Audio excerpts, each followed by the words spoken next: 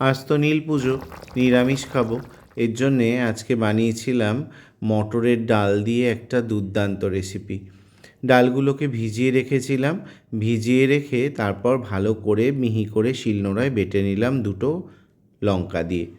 এটা কি বলো তো? এটা হলো স্কোয়াশ। এটা দেখতে অনেকটা পেঁপের মতো, ঝিঙের মতো গাছে এইগুলো হয়। পাহাড়ি অঞ্চলে খুব বেশি পরিমাণে পাওয়া যায়। আমাদের এখন সমতলেও কিন্তু এগুলো চাষ হয়। যাই হোক, ওগুলোকে কেটে নিলাম। আর এই দেখো, শুকনো খোলায় একটু ধনে আর জিরে ভেজে ভালো করে গুঁড়ো করে নিলাম। এবার বাটা ডালটার মধ্যে একটু লবণ হলুদ দিয়ে একটা বড়া বানিয়ে নিচ্ছি। প্রথমে আমি কয়েকটা বড়া বানিয়ে নিচ্ছি। সর্ষের তেল দিয়ে এই বড়াগুলোকে ভেজে নিচ্ছি। এই বড়াটা আমি তরকারিতে দেব। এই বড়াটা ভালো করে লাল লাল করে ভেজে নিলাম।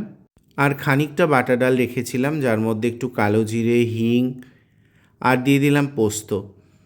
এটা দিয়ে আমি বড়া বানিয়ে নেব, কারণ এই বড়াটা গরম গরম ভাতের সাথে খেতে কিন্তু দারুণ লাগে।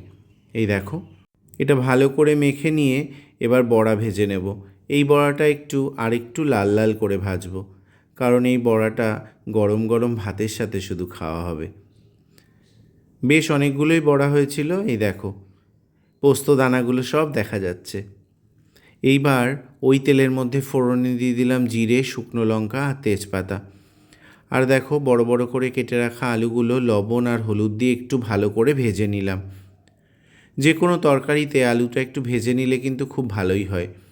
আর এই দেখো, স্কোয়াশগুলো কেটে রেখেছিলাম একটু বড় বড় করে, ওটাও ভালো করে কষিয়ে নেব লবণ হলুদ দিয়ে।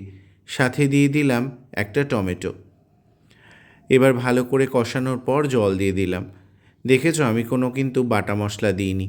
ঝোলটা খুব ভালো করে ফুটে উঠেছে আর স্কোয়াশগুলোও ভালোভাবে সেদ্ধ হয়েছে। আর সেই ভেজে রাখা বড়াটা দিয়ে দিলাম, যেটাতে আমি পোস্ত মেশাইনি। এবার একটু চিনি দিয়ে দিলাম। নিরামিষ তরকারি একটু মিষ্টি না দিলে ভালো লাগবে না। আর ওই ভাজা মশলাটা দিয়ে দিলাম। আমার তরকারিটা কিন্তু একদম রেডি। তো এই দেখো, হালকা পাতলার মধ্যে গরমের দিনে কিন্তু ভালোই একটা খাবার।